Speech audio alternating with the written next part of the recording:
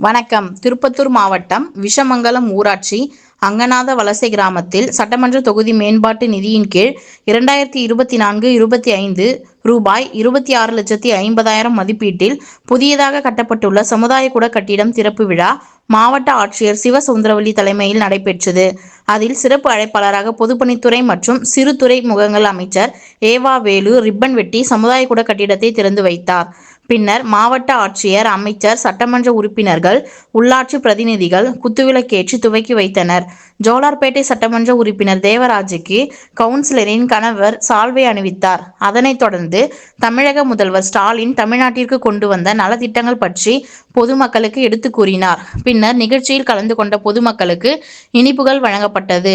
இந்த நிகழ்ச்சியின் போது சட்டமன்ற உறுப்பினர்கள் நல்லதம்பி, தேவராஜ், ஒன்றியக்குழு உறுப்பினர் ஹேமலதா, வினோத்குமார், ஊராட்சி மன்ற தலைவர் அழகிரி, ஊர் பொதுமக்கள் என பலர் கலந்து கொண்டனர். ரெட் நியூஸ் தமிழ் செய்திக்காக துணை ஆசிரியர் விழுப்புரம் ஜோதிலிங்கம். செய்திகளை உடனுக்குடன் தெரிந்து கொள்ள ரெட் நியூஸ் தமிழ் சேனலை சப்ஸ்கிரைப் செய்யவும்.